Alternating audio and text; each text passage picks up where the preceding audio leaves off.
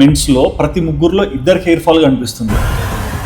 20s వచ్చిన kids కూడా hair treatments కి వస్తున్నారు. తలలో ప్యాచెస్ గానీ గ్యాప్స్ గానీ డిఫరెంట్ థింగ్స్ లో వాళ్ళ హెయిర్ అనేది మనకి కనిపిస్తుంది. ఏది పడితే అది తింటూ ఉంటాం. వే ఆఫ్ ఫుడ్ హ్యాబిట్స్ అనేది, ఎన్విరాన్మెంట్ గానీ, పొల్యూషన్ గానీ ఇవన్నీ మార్చేసింది. హెయిర్ ఫాల్, హెయిర్ థిన్నింగ్ అవ్వడము ఇది డ్రమాటిక్ గా ఎందుకు ఇంత పెరుగుతుంది? ఇది ఒక యంగ్ ఇండియన్ జనరేషన్ కి సంబంధించిన ఒక ప్రాబ్లం.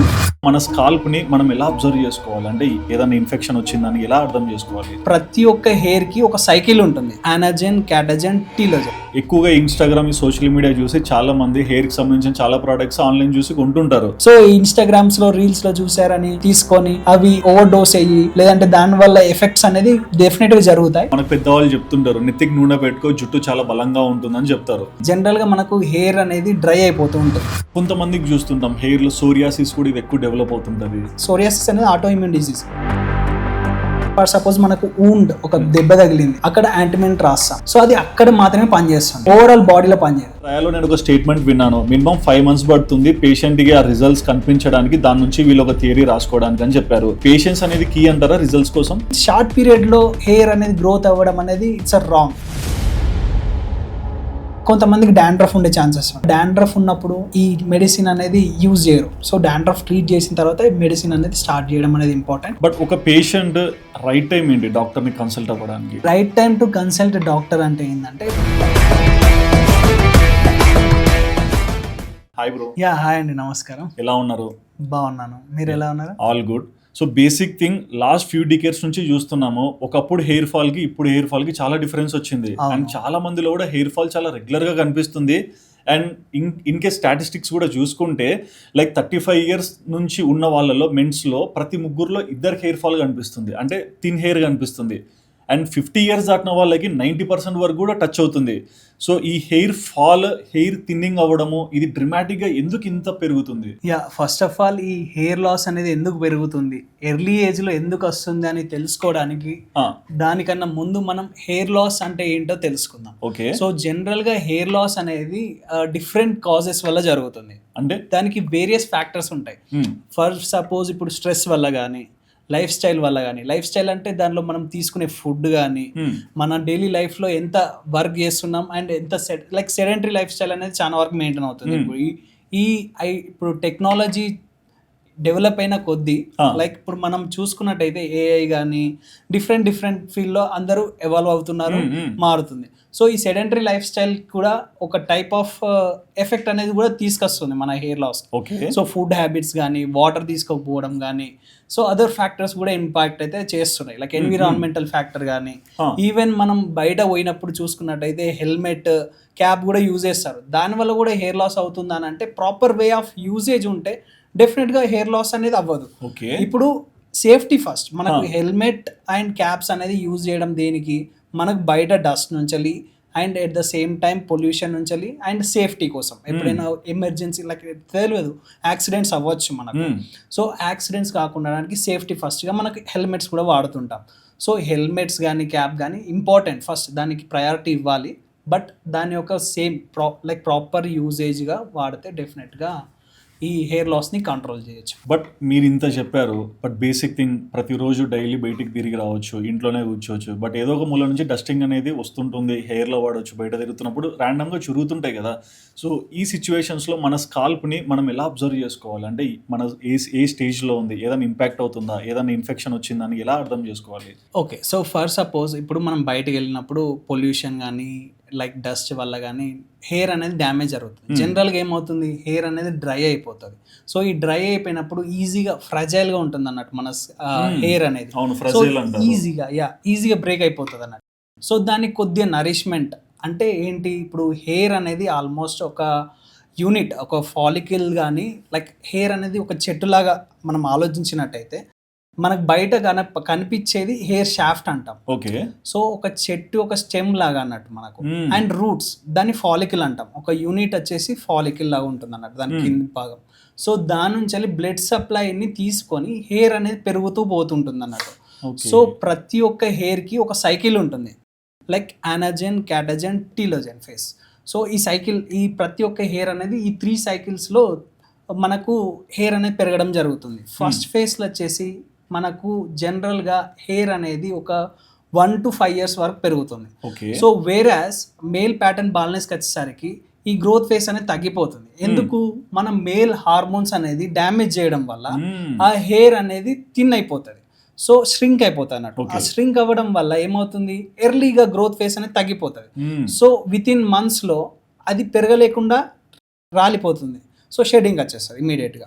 సో ఫర్ సపోజ్ ఇప్పుడు అది ఆ మేల్ ప్యాటర్న్ బాల్నెస్ లేదు అంటే జనరల్గా మేల్స్లో కామన్గా మన హార్మోన్స్ అనేది ఒక 8-18 వచ్చేసరికి మనకు లైక్ పెరుగుతాయి అన్నట్టు. డిఫరెన్స్ ఉంటుంది. సో యా ఎప్పుడైనా సరే ప్యూబర్టీ నుంచి మన హార్మోన్స్ అనేది పీక్ వెళ్ళడం స్టార్ట్ అవుతుంది. సో ఈ 18, 20, 30 వచ్చేసరికి ఏమవుతుంది అంటే పీక్ అయిపోతుంది. గ్రాఫ్లో చెక్ చేసుకుంటే అది పీక్లో ఉంటుంది. సో ఆ పీక్ వచ్చిన మూమెంట్లో మన హార్మోన్స్ అనేది డ్యామేజ్ చేయడం అనేది టెండెన్సీ కూడా పెరుగుతుంది అన్నట్టు మన స్కాల్ప్లో. ఓకే. సో ఆ టెండెన్సీ ఆఫ్ డ్యామేజ్ అనేది పెరుగుతుంది కాబట్టి ఈ ఎర్లీ ఏజెస్లోనే ఎక్కువగా చాలా మందిలో ఫేస్ చేస్తుంటారు అన్నట్టు ఈ హెయిర్ లాస్ అనేది. సో ఆ హార్మోన్స్ మళ్ళీ తగ్గిపోతాయి అని అంటే గ్రాడ్యువల్గా డ్రాప్ అవుతూ ఉంటుంది.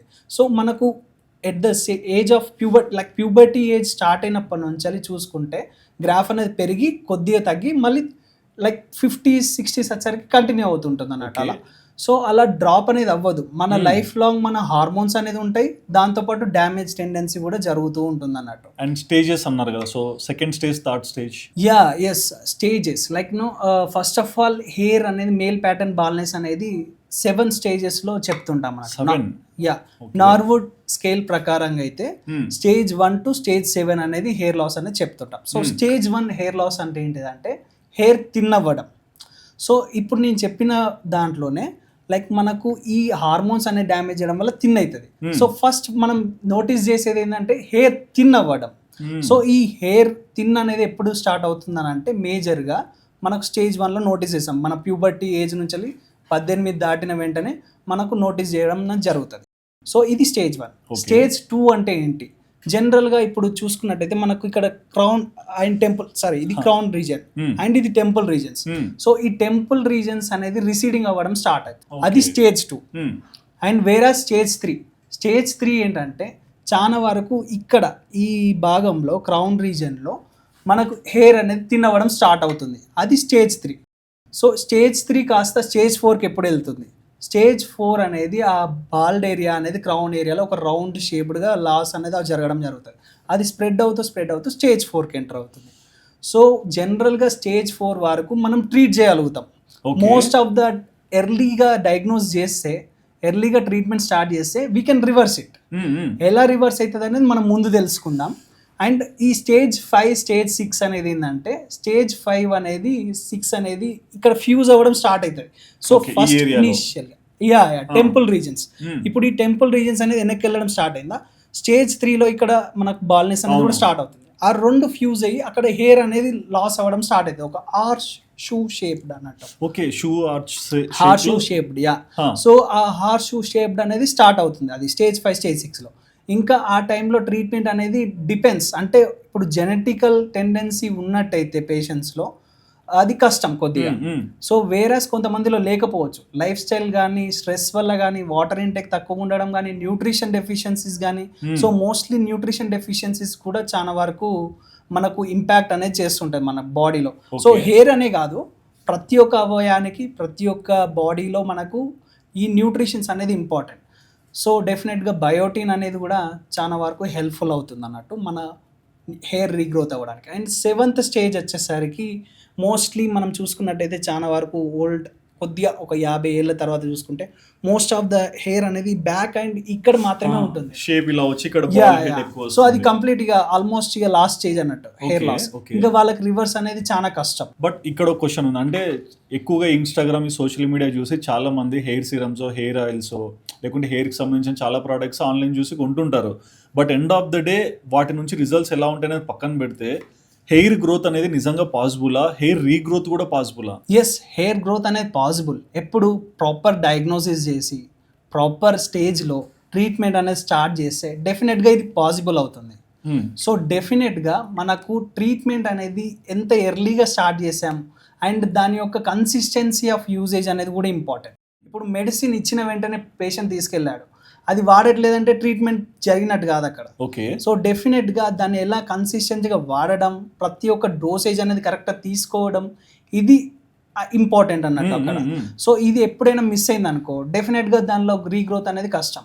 So proper age, proper stage, proper usage కూడా ఇంపార్టెంట్. సో ఇవి కరెక్ట్గా జరిగినట్టయితే డెఫినెట్గా హెయిర్ అనేది రీగ్రోత్ అనేది అవుతుంది అన్నట్టు. అండ్ నేను చిన్నప్పటి నుంచి ఒకటి వింటున్నాను, ఊడిపోయిన జుట్టు మళ్ళీ తిరిగి రాదు అని చెప్తుంటారు. సో ఈ ఫార్ములా నమ్మొచ్చా లేకుంటే ఇది మిత్తా? సో ఊడిపోయిన జుట్టు తిరిగి రాదు అనే దానికి కారణం ఏంటంటే, నేను ఇప్పుడు చెప్పిన స్టేజెస్లో స్టేజ్ 7, సో ఆల్మోస్ట్ అక్కడ ఏమవుతుంది, హెయిర్ అనేది సీలప్ అయిపోతుంది. అంటే దాని అర్థం ఏంటంటే, జనరల్గా ఇప్పుడు నేను చెప్పిన ప్రకారంగా 3 phases ఉంటాయని చెప్పాను. సైకిల్, హెయిర్ సైకిల్ వచ్చేసి, సో గ్రోత్ ఒకటి, ట్రాన్సిషనల్ ఫేస్ ఒకటి, అండ్ షెడ్డింగ్ ఫేస్, జనరల్ టర్మ్స్లో చెప్పాలంటే. సో ఈ 3 సైకిల్స్లో గ్రోత్ డెవలప్ అవుతుంది, తర్వాత లాస్ అవుతుంది. సో ఈ గ్రోత్ అండ్ డెవలప్ అయిన షెడ్డింగ్ టైంలో జనరల్గా ఆ హెయిర్ అనేది ఏమవుతుంది, డ్యామేజ్ జరిగిన వెంటనే థిన్ అవ్వడం జరుగుతుంది. థిన్ అయిపోయి లాస్ అవుతుంది, మళ్ళీ పెరుగుతుంది. అయిపోయి దాని తర్వాత ప్రాసెస్. అవును, కొన్ని ఇయర్స్ నుంచి డ్యామేజ్ జరుగుతుంటాయి. మనకు డ్యామేజ్ అనేది 18 ఏళ్ళకి స్టార్ట్ అయినప్పుడు, అప్పుడు ఈజీగా మనం ఐడెంటిఫై చేయలేము. ఓకే. సో అది ఎప్పుడు ఐడెంటిఫై చేస్తాం, ప్రాపర్గా మనకు రెసీడింగ్ హెయిర్ లైన్ స్టార్ట్ అయినప్పుడు, థిన్ అయినప్పుడు మాత్రమే డాక్టర్స్ని విజిట్ చేయడం జరుగుతుంది పేషెంట్స్ చాలా వరకు. సో ఆ టైంలోనే ఎర్లీగా స్టార్ట్ చేస్తే డెఫినెట్గా రిజల్ట్స్ అనేది ఉంటుంది. బట్ ఇప్పుడు ఈ హెయిర్ లాస్ అనేది ఎర్లీ ఏజెస్లో ఐడెంటిఫై చేయలేదు. అప్పుడు ఏమవుతుంది, హెయిర్ అనేది లాస్ అవుతూ అవుతూ స్టేజ్ 7 వరకు వెళ్తుంది. స్టేజ్ 7 దగ్గరికి వెళ్ళిన వెంటనే ఏమవుతుంది, అవి రూట్స్ అనేవి లోపలనే ఉంటాయి, ఇంకా పెరగలేవు. సో అప్పటికి మన హార్మోన్స్ డ్యామేజ్ చేయడం ఆపుతాయి అంటే ఆపదు. డెఫినెట్గా దాని యొక్క మెయిన్ ఉద్దేశం ఏంటంటే డ్యామేజ్ చేయడమే. ఇంకా సో ఒక ఏజ్ వచ్చినప్పుడు మన హార్మోన్స్ పెరుగుతాయి, దాంతో పాటు ఈ జీన్స్ కూడా ఐడెంటిఫై చేస్తుంది. నువ్వు సచ్చేంత వరకు అది వదిలా అంటది ఇంకా. బట్ అంటే చిన్నప్పుడు మనం అంటే గ్రాండ్ పేరెంట్స్ వాళ్ళ ఇంటికి వెళ్ళినా మనకు పెద్దవాళ్ళు చెప్తుంటారు, నెత్తికి నూనె పెట్టుకో జుట్టు చాలా బలంగా ఉంటుందని చెప్తారు. బట్ ఈరోజు చాలా మంది అంటే బయట నుంచి సోర్సెస్లో మనం విన్న మంచి ఇన్ఫర్మేషన్లు ఏంటంటే, ఇన్సైడ్ స్ట్రెంత్ చేసుకోవాలి, అవుట్ సైడ్ కాదని చెప్తారు. సో మీరు ఇందాక చెప్తున్నప్పుడు కూడా ఇన్సైడ్ మనం కొంచెం ట్రైన్ చేయాలి, ఇన్సైడ్ కొంచెం మనం దాన్ని అబ్జర్వేషన్ చూడాలని చెప్తున్నారు. ఎగ్జాక్ట్లీ. ఇప్పుడు ఈ ఆయిల్ కానీ షాంపూస్ కానీ ఏం చేస్తాయి, జనరల్గా షాంపూ అనేది మనం క్లెన్స్ చేయడానికి, అంటే మనకు ఇప్పుడు పొల్యూషన్ కానీ డస్ట్ కానీ పోయొచ్చామనుకోండి, దాన్ని వాష్ చేయలేదు అనుకో, డెఫినెట్ గా అక్కడ మైక్రో ఆర్గానిజమ్స్ అనేది పెరగడం స్టార్ట్ అవుతుంది మన బాడీ మీద. ఓకే. సో డెఫినెట్ గా ఈ షాంపూ చేయడం అనేది చాలా వరకు మంచి పద్ధతి. డెఫినెట్ గా షాంపూ చేయడం ఇంపార్టెంట్. అండ్ కొంతమంది సోప్స్ కూడా యూజ్ చేస్తాను, డాక్టర్ మీ దగ్గర చెప్తారు, డాక్టర్ నేను సోప్స్ యూజ్ చేస్తాను, యూజ్ చేయొచ్చా లేదా హెయిర్ కి. సో సోప్స్ అనేది ఏంటిది, అది డెఫినెట్గా బాడీకి మాత్రమే యూజ్ చేసేది, హెయిర్కి కాదు. హెయిర్లో ఉన్న మనకు ఈ ఆయిల్ సెక్రీషన్స్ కానీ, స్వెట్ కానీ ఇవి క్లియర్ అవ్వవు. షాంపూ యూజ్ చేయడం అనేది important, and correct way of choosing shampoo is also important. Okay. So ఇప్పుడు ఈ షాంపూ అనేది ఏంటిదంటే, మనకు ఎక్స్టర్నల్గా ఉన్న డస్ట్ని అండ్ ఈ మనకు జనరల్గా సెబేషియస్ గ్లాండ్స్ అని ఉంటాయి. సో ఈ గ్లాండ్స్ ఏం చేస్తాయి, ఆయిల్ని ఉత్పత్తి చేస్తుంటాయి అన్నట్టు, న్యాచురల్ ఆయిల్ గ్లాండ్స్ అన్నట్టు. కానీ సో ఈ న్యాచురల్గా వచ్చిన హెయిర్లో ఉన్న డాండ్రఫ్ పెరిగే ఛాన్సెస్ ఉంటాయి అన్నట్టు. సో మోస్ట్లీ ఇది క్లియర్ చేయడం వల్ల డెఫినెట్గా డాండ్రఫ్ రాకుండా కూడా మనం ప్రివెంట్ చేయొచ్చు అన్నట్టు. అందుకు షాంపూస్ యూజ్ చేయడం ఓకే. ఆయిల్ గురించి చెప్పాలనంటే, జనరల్గా మనకు హెయిర్ని నరిష్మెంట్కి యూజ్ అవుతుంది. జనరల్గా మనకు హెయిర్ అనేది డ్రై అయిపోతూ ఉంటుంది. Okay.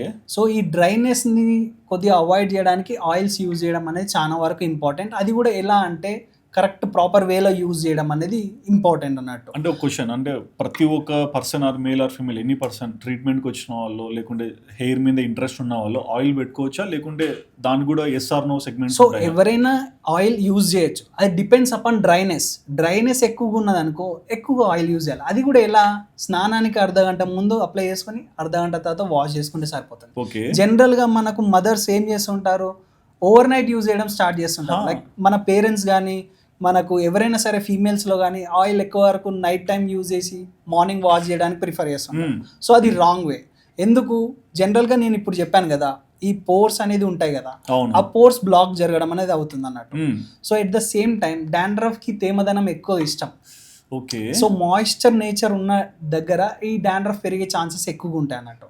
So over night use చేసినప్పుడు ఏమవుతుంది, మనకు ఈ ఆయిల్స్ కానీ, ఎక్స్టర్నల్గా యూజ్ చేసిన ఆయిల్ కానీ డెఫినెట్ గా దీనికి సోర్స్ అన్నట్టు డాండ్రఫ్ ఇది పెరిగిపోతుంటది మన స్కాల్ప్ లో. బట్ సో దాని ద్వారా కూడా హెయిర్ లాస్ అయ్యే ఛాన్సెస్ ఉంటాయి. అండ్ కొంతమందికి చూస్తుంటాం హెయిర్ లో సోరియాసిస్ కూడా ఇది ఎక్కువ డెవలప్ అవుతుంటది. Yeah, psoriasis is different condition from dandruff. Like ఇప్పుడు డాండ్రఫ్ ఏంటిది, ఫంగస్ గ్రోత్ అనేది పెరుగుతుంటది. అది జనరల్ గా గుండు కొట్టించుకున్నా సరే అది మనకు తెలుస్తుంది, మనకు వైట్ white లేయర్ అంతా అది వస్తుంటుంది. ఎక్స్టర్నల్ గా పట్టుకొని ఉంటుంది, ఇంటర్నల్ గా కూడా ఉంటుంది అన్నట్టు. అది ఒక లైక్ లేయర్ పెరుగుతూ పోతుంటుంది అన్నట్టు. ఎక్స్టెండెడ్ ఫామ్ ఏంటిది, సెబోరిక్ డర్మటైటిస్, అది బియర్డ్ కి రావడం కానీ, సో బియర్డ్ కానీ బ్యాక్ మన ఒక బ్యాక్ యాక్ని అంటే అది ఎలా రావడం. అంటే ఎలా వస్తుంటుంది బాడీ? సో ఇప్పుడు మనం ఇలా రబ్ చేసాం అనుకోండి, అది వెనకబడే ఛాన్సెస్ ఉంటాయి, బియర్డ్ మీదకి వచ్చే ఛాన్సెస్ ఉంటాయి, మన చెస్ట్ ఏరియా మీద కూడా వచ్చే ఛాన్సెస్ ఉంటాయి. మగవాళ్ళలో ఎక్కువ చూసుకుంటే చెస్ట్ ఏరియాలో హెయిర్ ఉంటుంది, అక్కడ కూడా పెరిగే ఛాన్సెస్ ఉంటుంది డాండ్రఫ్ అనేది. సో దాన్ని సెబోరిక్ డర్మటైటిస్ అంటాం, అంటే అది పాకిపోతుంది అన్నట్టు మిగతా ఏరియాస్ కూడా, అది సెబోరిక్ డర్మటైటిస్. వేరే సోరియాసిస్ డిఫరెంట్ కండిషన్. సోరియాసిస్ అనేది ఆటోఇమ్యూన్ డిసీజ్. జనరల్గా ఈ ఆటోఇమ్యూన్ డిసీజ్ అంటే ఏంటంటే మన యొక్క ఇమ్యూనిటీ డ్యామేజ్ చేయడం అనేది జరుగుతుంది. ఇప్పుడు స్పెసిఫిక్ ఒక ఏరియాని ఎంచుకుంటుంది మన బాడీలో, స్కాల్పే కావచ్చు, ఆర్మ్స్ కావచ్చు, లెగ్స్ కావచ్చు. సో ఈ ఏరియాస్లో ఎక్కువగా మన స్కిన్ని అది ఏమని ఐడెంటిఫై చేస్తుంది అంటే ఫారెన్ బాడీ, ఇప్పుడు ఒక శత్రువులాగా భావించి అది డ్యామేజ్ చేయడం స్టార్ట్ చేస్తుంది. సో డ్యామేజ్ చేసి చేసి చేసి ఆ ఒక ఏరియాలో వూండ్ లాగా ఫామ్ అవుతుంది అన్నట్టు. సో అది సోరియాసిస్ కండిషన్. సో ఈ సోరియాసిస్ వల్ల కూడా హెయిర్ లాస్ అనేది కొద్దిగా ఉంటుంది. బేసిక్గా 50 to 60 ఏజ్ వచ్చాక మనుషులలో థిన్ హెయిర్ ఇట్లాంటివి గమనించడం ఉండేది ఒకప్పుడు. బట్ ఇప్పుడు 20s వచ్చిన కిడ్స్ కూడా హెయిర్ ట్రీట్మెంట్స్కి వస్తున్నారు. తలలో ప్యాచెస్ కానీ, గ్యాప్స్ కానీ, డిఫరెంట్ థింగ్స్లో వాళ్ళ హెయిర్ అనేది మనకి కనిపిస్తుంది.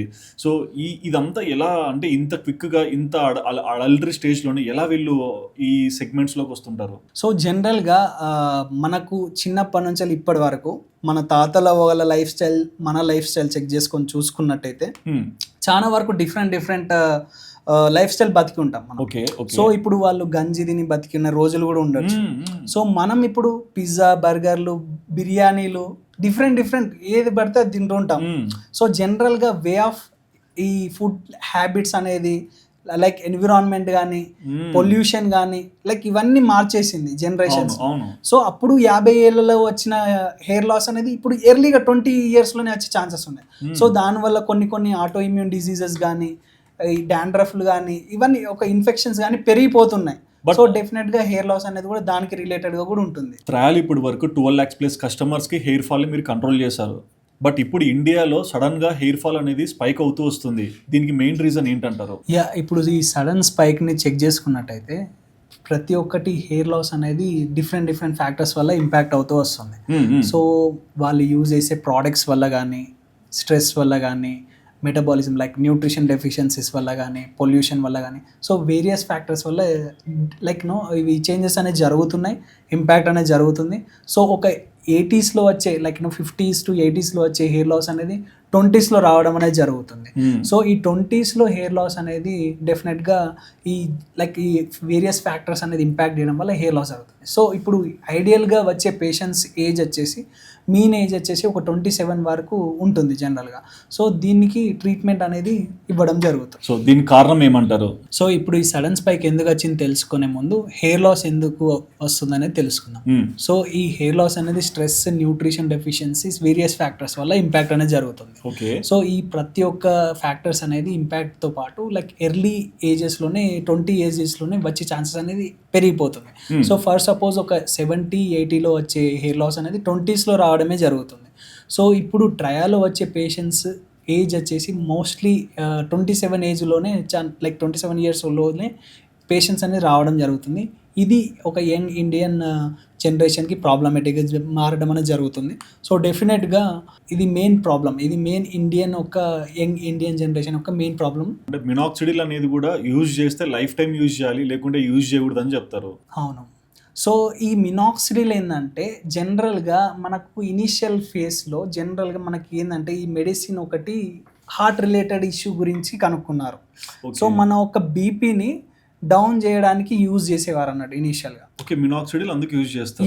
జనరల్గా ఈ మినాక్సిడిల్ ఏంది, మనం ఒక బ్లడ్ ఫ్లోని తక్కువ చేయాలి, కానీ ఇది కన్జ్యూమ్ చేసిన కొద్దీ మనకేమవుతుంది, హెయిర్ పెరగడం జరుగుతుంది మన బాడీలో.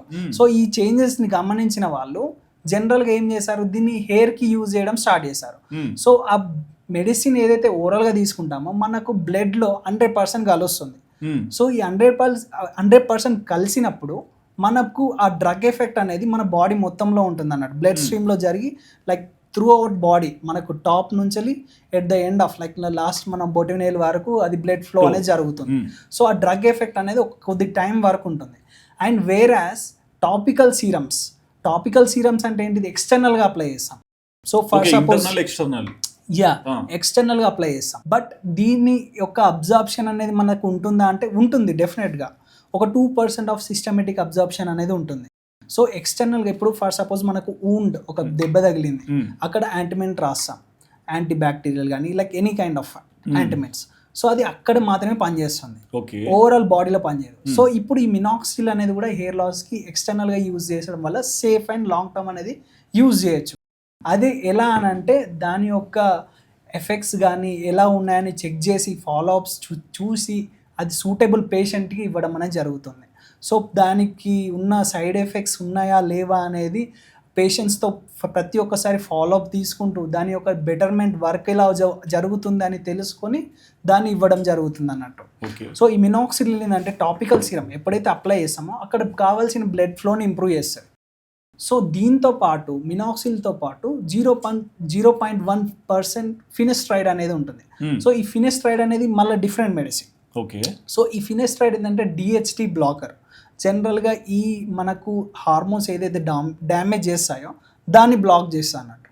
So at the same time ఈ 2 కాంబినేషన్ మెడికేషన్ అనేది హెయిర్ లాస్కి ఎక్కువగా యూజ్ అవుతుంది అన్నట్టు. సో జనరల్గా ఈ ఒక సీరమ్స్ అనేది యూజ్ చేయడం వల్ల డెఫినెట్గా రిజల్ట్స్ అనేవి ఉంటాయి. ఎట్ ద సేమ్ టైం దీంతో పాటు సపోర్టివ్ థెరపీ, ఈ ఒక్కటే మెడిసిన్ అనేది వర్క్ అవుతుంది అని అంటే డెఫినెట్గా వర్క్ అవుతుంది. బట్ సమ్హౌ దీంతో పాటు అదర్ ఫ్యాక్టర్స్ మనకు అదర్ సపోర్టివ్ థెరపీ కూడా చాలా వరకు ఇంపార్టెంట్ అన్నట్టు. లైక్ లైఫ్ స్టైల్ మేనేజ్మెంట్ కానీ ఈవెన్ లైక్ ట్రయా నుంచి చూసుకుంటే ఆయుర్వేదిక్ మెడికేషన్స్ కూడా ఇస్తుంటారు జనరల్గా. సో ఆ ఆయుర్వేదిక్ మెడికేషన్స్ కానీ న్యూట్రిషన్ డెఫిషియన్సీ అంటే like biotin deficiency, zinc deficiency, iron deficiency, vitamin B12 కానీ విటమిన్ D కానీ ఇవి కూడా హెయిర్ లాస్కి కారణం అవుతుంటాయి అన్నట్టు. సో జనరల్గా బయోటిన్ సప్లిమెంటేషన్ కూడా చాలా వరకు ఇంపార్టెంట్. బట్ ఇందాక మీరు ట్రయాలో 3 types ఆఫ్ మెడికేషన్స్ గురించి చెప్పారు కదా. సో న్యూట్రిషన్, డర్మాటర్ అండ్ ఆయుర్వేద, ఈ 3 కలిపి ఇక్కడ ట్రీట్మెంట్ చేస్తారని విన్నాను. సో ఈ 3 ఎందుకు యూజ్ చేస్తారు అంటే 3 కలిపి యూజ్ చేసే సెగ్మెంట్ ఏంటి? సో ఇది ఒక కలెక్టివ్ థెరపీ అంటాం. సేఫ్ ఫస్ట్ జనరల్గా ఇప్పుడు ఆయుర్వేదిక్ అనేది న్యాచురల్ ఇంగ్రీడియంట్స్ వాడుతాం. అవును. So it's okay like safe dosage అనేది ప్రాపర్గా తీసుకుంటే ఏదైనా సేఫ్. ఇప్పుడు మనం జనరల్గా చూసుకున్నట్టయితే మనం ఫుడ్ తింటూ ఉంటాం. సో 3 పూటలు తినడం ఓకే. అది ఎక్కువగా తీసుకున్నాం అనుకో, ఒకవేళ స్ట్రెస్ వల్ల కానీ స్ట్రెస్ ఈటింగ్ ఎక్కువగా ఉండి తీసుకున్నాం అనుకో ఒబేస్ అవుతాం. సో అది ఎంత మోతాదు తీసుకుంటే అంతవరకు మంచిది. ఏదైనా ఎక్కువగా తీసుకున్నా తక్కువగా తీసుకున్నా అది అంత రిజల్ట్స్ అనేది చూపించదు. సో ఎగ్జాక్ట్ ఈ ఒక డోసేజ్ అనేది కూడా ప్రతి ఒక్క పేషెంట్ డయాగ్నోసిస్ తెలుసుకొని ఎవరైతే సూటబుల్ ఉంటారో వాళ్ళకి అనేది ఇవ్వడం జరుగుతుంది. అండ్ చాలా మందిలో ఒక లైన్ ఎక్కువగా వింటుంటాను, ఈ లైన్ చెప్పి వాళ్ళు హోప్ కూడా వదిలేస్తుంటారు చాలా మంది. ఇదేంటంటే లైక్ మా ఇంట్లో వాళ్ళకి బట్టతల ఉంది, సో నాకు కూడా బేసిక్గా బట్టతల వస్తుంది, ఇది ఫిక్స్, ఇది జెనెటిక్ అనేది కంప్లీట్గా మేము నమ్మే వర్డిక్ట్ అంటారు. సో మీ ప్రకారము ఇలాంటి ఫోబియాని మనం ఎంకరేజ్ చేయొచ్చా, లేకుంటే దీనికి ఏమైనా సొల్యూషన్ ఉందా? జనరల్గా జెనెటికల్గా వచ్చేది డెఫినెట్గా వస్తుంది. సో అది ఇమీడియట్గా స్టేజ్ 7కి వెళ్ళిపోదు హెయిర్ లాస్. ఇప్పుడే స్టార్ట్ అయ్యి ఇప్పుడే హెయిర్ లాస్ అనేది అవ్వదు. సో అది కొద్దిగా టైం పడుతుంది, గ్రాడ్యువల్గా ఒక స్టేజ్ 1 నుంచి స్టేజ్ 7 వరకు పోయేసరికి చాలా ఇయర్స్ పడుతుంది. సో ఇనీషియల్గా ఈ హెయిర్ లాస్ అనేది ఏంటంటే మనకు ఫస్ట్ థిన్నింగ్ అవుతుంది, తర్వాత టెంపుల్స్ రిసీడింగ్ అవుతుంది, తర్వాత బాల్నెస్ అనేది స్టార్ట్ అవుతుంది క్రౌన్ రీజన్లో, తర్వాత అలా ప్రొలాంగ్ అవుతూ పోతుంటుంది. సో డెఫినెట్గా ఈ జెనెటిక్ హెయిర్ లాస్ అనేది కూడా రిలేటెడ్గా ఉంటుంది ప్రతి ఒక్కరి మేల్స్లో. బట్ ఎవరికైతే ఈ హెయిర్ లాస్ అనేది ఎక్కువగా ఉంటుందని అంటే ఈ హార్మోన్స్ ఎక్కువ ఉన్న వాళ్ళకి, DHT అనే హార్మోన్స్ అనేది జనరల్గా అనదర్ ఫార్మ్ ఆఫ్ టెస్టోస్టెరాన్ అంటాం. సో ఈ హార్మోన్స్ అనేది ప్రతి ఒక్కరి బాడీలో ఉంటుంది. బట్ ఈ డ్యామేజ్ అనేది జెనెటిక్ వాళ్ళల్లో ఎక్కువగా డ్యామేజ్ జరుగుతుంది అన్నట్టు. ఈ జీన్స్ అనేది చెప్పడం ద్వారా ఎక్కువగా ఇంపాక్ట్ చేస్తుంది. సో డెఫినెట్గా right stage right way treatment అనేది తీసుకుంటే డెఫినెట్గా వీ కెన్ కంట్రోల్ ఇట్. అంటే మీరు ఇప్పటి వరకు చాలా మంది పేషెంట్స్ని ట్రీట్ చేసి ఉండొచ్చు, క్యూర్ చేసి ఉండొచ్చు, మీకంటూ ఒక ఐడియాస్ వచ్చి ఉంటాయి కదా. సో ఎవరన్నా బాల్నెస్తో వచ్చినప్పుడు how will you treat them? For suppose రీసెంట్గా మొన్న ఒక మేల్ పేషెంట్ వచ్చాడు, 27 years old. అతను సాఫ్ట్వేర్ ఎంప్లాయ్. స్ట్రెస్ లైఫ్ ఎక్కువ అని చెప్తుంటాడు. సో సరిగా పడుకోడు, నైట్ షిఫ్ట్స్ ఎక్కువ చేస్తుంటా అంటాడు. సో ఎక్కువగా ఫాస్ట్ ఫుడ్ లైక్ బయట ఎక్కువగా తింటుంటాడు ఓకే. అండ్ సరిగ్గా పడుకోడు అండ్ అతనికి హ్యాబిట్ ఆఫ్ స్మోకింగ్ కానీ ఆల్కహాల్ కానీ ఇది కూడా ఉంది. సో ఇవన్నిటితో పాటు జెనెటికల్ హిస్టరీ కూడా చెక్ చేసుకుంటే వాళ్ళ మ్యాటర్నల్ సైడ్ హిస్టరీ అయితే ఉంది. సో అతను ఏమని చెప్పాడంటే వచ్చి, సార్ మా జెనెటికల్ హిస్టరీలో కూడా లేదు, అయినా నాకు హెయిర్ లాస్ అవుతుంది అని అన్నాను.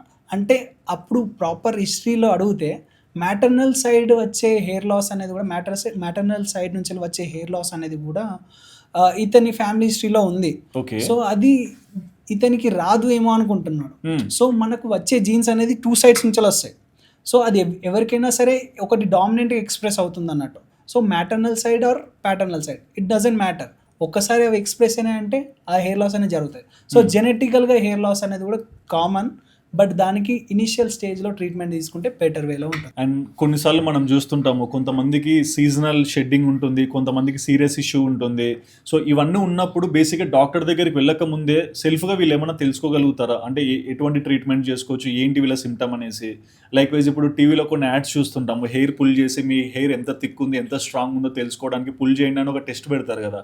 సో అట్లా ఇలాంటివి తెలుసుకోవడానికి ఏమైనా ఉంటాయా? డెఫినెట్గా ఇప్పుడు మీరు చెప్పిన పుల్ టెస్ట్ ప్రకారంగా ఇప్పుడు స్టేజ్ 1లో ఉన్నాడు అనుకోండి. సో అతనికి ఎక్కువగా ఏమనుకుంటాడు, స్ట్రెస్ వల్ల హెయిర్ లాస్ అవుతుంది అనుకుంటాడు. ఓకే. సో ఈ హెయిర్ లాస్ అనేది స్ట్రెస్ వల్లనే కాదు, జనరల్గా మనకు జెనెటిక్గా కూడా వచ్చేదని ఇప్పుడు మనం మాట్లాడుకున్నాం. సో ఈ స్టేజ్ 1లో ఏమవుతుందనంటే జనరల్గా హెయిర్ అనేది థిన్ అవుతుంది. సో ఇనీషియల్గా మనం ఫస్ట్ ఈ హెయిర్ అనేది థిన్ ఉన్న హెయిర్ని ప్లగ్ చేసి చూసుకున్నట్టయితే హెయిర్ అనేది థిన్గా ఉన్నది ఇలా డిఫరెన్షియేట్ చేయాలనుకుంటే బ్యాక్ సైడ్ ఉన్న హెయిర్ని కూడా ప్లగ్ చేసి చూడండి. సో ఆ హెయిర్ థిక్నెస్ అనేది ఎంత ఉంది, ఈ హెయిర్ థిక్నెస్ అనేది ఎంత ఉంది అని చెక్ చేసుకోవాలి. సో బ్యాక్ ఉన్న హెయిర్ థిక్నెస్ ఈ ఫ్రంట్ ఉన్న హెయిర్ థిక్నెస్తో మ్యాచ్ అవుతుందా లేదా చెక్ చేసుకున్నట్టయితే మనకు తెలుస్తుంది. ఫర్ సపోజ్ అది థిన్ ఉందనుకో, డెఫినెట్గా it's thinning hair. So thinning hair అనేది ఒక జెనెటిక్ వల్లనే వస్తుందని కాదు, డిఫరెంట్ కాజెస్ ఉంటాయి. లైక్ హైపోథైరాయిడిజంలో నార్మల్గా థిన్నింగ్ ఉంటుంది. So it is also one of the cause. But డెఫినెట్గా ఈ హెయిర్ థిన్నింగ్ అనేది ఇనిషియల్గా నోటీస్ చేయడం అనేది స్టేజ్ 1లో ఈ పుల్ టెస్ట్ ద్వారా అయితే డెఫినెట్గా వీ కెన్ చెక్. ఇంకోటి అంటే లైక్ పిఆర్పి థెరపీ ఇట్లాంటివి చేయించుకోవద్దండి, పిఆర్పి అనేది అన్ని చోట్ల కరెక్ట్గా జరగదు అన్నట్లు ఇన్ఫార్మ్ చేస్తుంటారు. సో మీరేమంటారు వాటికి? సో ఈ పిఆర్పి కానీ జిఎఫ్సిస్ కానీ ఏంటంటే జనరల్గా మనకు ఇంజెక్షన్స్ ద్వారా ఇస్తుంటారు. సో డెఫినెట్గా ఈ యొక్క ఇంజెక్షన్స్ అనేది ఎప్పుడు యూజ్ చేయాలి అనేది చెప్పాలని అంటే జనరల్గా ఫస్ట్ ఆఫ్ ఆల్ మనకు ఈ హెయిర్ లాస్ అనేది ఇనీషియల్ స్టేజ్ నుంచి వెళ్తున్నప్పుడు జనరల్గా 3rd స్టేజ్ 4th స్టేజ్ వచ్చేసరికి అక్కడ హెయిర్ అనేది రూట్స్ నుంచి వెళ్ళిపోయి ఉంటాయి జనరల్గా ఫ్రంట్ ఏరియాలో. సో అది రీగ్రోత్ అవ్వడం కష్టం. అప్పుడు ఇలాంటి ట్రీట్మెంట్స్ అనేది డెఫినెట్గా వర్క్ అవుతాయి. బట్ అది initial first line of therapy ఏంటంటే మెడిసిన్ యూజ్ చేసిన తర్వాత వర్క్ అవ్వట్లేదు అనిపిస్తే డెఫినెట్గా ఆ ట్రీట్మెంట్స్ అనేది వెళ్ళొచ్చు. సో ఫస్ట్ జిఎఫ్సిస్ కానీ పిఆర్పిస్ కానీ చేసుకోవడం కరెక్ట్ కాదు. అండ్ ట్రయల్లో నేను ఒక స్టేట్మెంట్ విన్నాను, మినిమం 5 months పడుతుంది పేషెంట్కి ఆ రిజల్ట్స్ కనిపించడానికి, దాని నుంచి వీళ్ళు ఒక థియరీ రాసుకోవడానికి అని చెప్పారు. సో పేషెన్స్ అనేది కీ అంటారా రిజల్ట్స్ కోసం? ఎస్ డెఫినెట్గా. లైక్ ఎప్పుడు ఒక పర్సన్ హెయిర్ లాస్తో వచ్చాడు, డెఫినెట్గా మనం ఏం చేస్తాం, ఇనీషియల్గా హిస్టరీ అనేది తీసుకుంటాం. For suppose nutritional health history కానీ, మెడికల్ హెల్త్ హిస్టరీ కానీ, పాస్ట్ హిస్టరీ కానీ, and at the same time మనకు కంప్లీట్ హిస్టరీ తీసుకున్న తర్వాతనే డయాగ్నోసిస్ అనేది చెప్తాం. సో ఆ డయాగ్నోసిస్ చెప్పిన తర్వాత ప్రతి ఒక్క స్టేజ్కి ఎలా ఉంటుంది అనేది ట్రీట్మెంట్ అనేది డోసేజ్ అనేది ఎక్స్ప్లెయిన్ చేయడం జరుగుతుంది. సో ఈ డోసేజ్ ప్రకారంగా కన్సిస్టెన్సీ యూజేజ్ అనేది వెళ్తూ అండ్ ఈ మనకు ఉన్న కోచెస్ కానీ కంప్లీట్ డాక్టర్ టీమ్ కానీ దే విల్ ఫాలో అప్ ప్రతి ఒక్క పేషెంట్కి డోసేజ్ టిప్స్ కానీ యూసేజ్ గురించి అన్ని ఎక్స్ప్లెయిన్ చేయడం జరుగుతుంది. దాని ప్రకారంగా పేషెంట్ అనేది స్టార్ట్ చేస్తారు. So initial time of usage మెడిసిన్లో ఏమవుతుందని అంటే జనరల్గా కొద్దిగా షెడ్డింగ్ అనేది జరుగుతుంది ట్రీట్మెంట్ తీసుకున్న టైంలో. ఓకే. సో ఈ ట్రీట్మెంట్లో ఏమవుతుందని అంటే ఫస్ట్ ఆఫ్ ఆల్ మనకు హెయిర్ అనేది 3 phases ఉంటాయి. షెడ్డింగ్ ఫేస్ కూడా ఒకటి కామన్. సో ఇవి కొన్ని రూట్స్ నుంచి కట్ అయిపోయి ఉంటాయి హెయిర్ అనేది, అవి పెరగలేవు. సో ఫ్యూచర్లో పెరగలేవు, అది ఏదో ఒక రోజు వెళ్ళిపోయేటే. సో ఈ ఫేస్లో ఏమవుతుందని అంటే మినాక్సిడిల్ యూజ్ చేసినప్పుడు ఆ హెయిర్ని ఆ గ్రోత్ని పెంచలేదు, ఎందుకు అవి రూట్స్ నుంచి కట్ అయిపోయింటాయి. సో కొత్త హెయిర్ స్టార్ట్ అవ్వడం జరుగుతాయి. ఆ వచ్చే కొత్త హెయిర్కి న్యూట్రిషన్స్ అనేది అందడం జరుగుతాయి అన్నట్టు బ్లడ్ నుంచి. హెయిర్ లాస్ లో మనం ఇంటర్నెట్కి వెళ్ళి సెర్చ్ చేసినా సరే పలానా షాంపూ వాడు, పలానా క్రీమ్ వాడు, పలానా సిరం వాడు అని చెప్పి ఎన్నో రికమెండేషన్స్ వస్తాయి. ఇవన్నీ వాడినప్పుడు హెయిర్ రీగ్రోత్ అవుతుందని మనకు అనిపిస్తుంది, బట్ మీరెందుకు అది కాదంటారు? సో హెయిర్ లాస్ అనేది రూట్ కాజ్ తెలుసుకున్న తర్వాత మనం ట్రీట్మెంట్ అనేది ఇవ్వడం జరుగుతుంది. సో ఈ హెయిర్ షాంపూస్ కానీ ఆయిల్స్ కానీ డెఫినెట్గా ఇది ట్రీట్మెంట్కి పనికిరావు. ఓకే, ఎప్పుడైనా సరే మెడిసిన్ వాడిన వెంటనే అప్పుడు స్టార్ట్ అవుతుంది అన్నట్టు హెయిర్ అనేది గెయిన్ అవ్వడం. సో ఇది depends upon stages. Yeah, stages. ఇప్పుడు జనరల్గా మనకు మేల్ ప్యాటర్న్ బాల్నెస్ అనేది 7 స్టేజెస్ ఉంటాయి. లైక్ నార్వుడ్ స్కేల్ ప్రకారంగా స్టేజ్ 1 అనేది హెయిర్ థిన్నింగ్, స్టేజ్ 7 అనేది కంప్లీట్ హెయిర్ లాస్ అనేది జరుగుతుంది. సో ఈ ఫస్ట్ స్టేజ్ నుంచి వెళ్ళి 5th స్టేజ్ వరకు ట్రయా అనేది ట్రీట్మెంట్ అనేది ఇవ్వడం జరుగుతుంది. ఫర్ సపోజ్ ప్రీవియస్గా ఒక పేషెంట్ వచ్చాడు, స్టేజ్ 6లో వచ్చాడు, డైరెక్ట్గా చెప్పేసాం ఇప్పుడు హెయిర్ అనేది సీలప్ అయిపోయి ఉంటుంది, హెయిర్ అనేది రీగ్రోత్ అనేది అవ్వదు. సో ఈ మెడిసిన్ యూజ్ చేసినా అక్కడ వర్క్ అనేది జరగదు. అది బెటర్గా అబ్జర్వ్ అయ్యి రూట్స్ అనేది ఉంటే పెరిగే ఛాన్సెస్ ఉంటాయి. రూట్స్ వెళ్ళినప్పుడు అది యూజ్ చేసి వేస్ట్ కదా. అలా అని 6, 7 స్టేజ్ వచ్చిన వాళ్ళని రిజెక్ట్ చేస్తారు, పంపించడం జరుగుతుంది. వాళ్ళకి ఇంకా మిగతా ఆప్షన్స్ ఏమున్నాయో ట్రాన్స్ప్లాంట్ కానీ వేరే ట్రీట్మెంట్ కానీ తీసుకోవచ్చు వాళ్ళు. నిజంగా మీ ట్రీట్మెంట్ క్లినికల్లీ ప్రూవెనా? 93% విజిబుల్ రిజల్ట్స్ అనేవి కనిపిస్తాయి. మా ట్రీట్మెంట్ అనేది క్లినికల్లీ ప్రూవెన్. డెఫినెట్గా ఫస్ట్ స్టేజ్ నుంచి 5th స్టేజ్ వరకు రిజల్ట్స్ అనేది 93% విజిబుల్గా కనిపించడం అనేది జరుగుతుంది.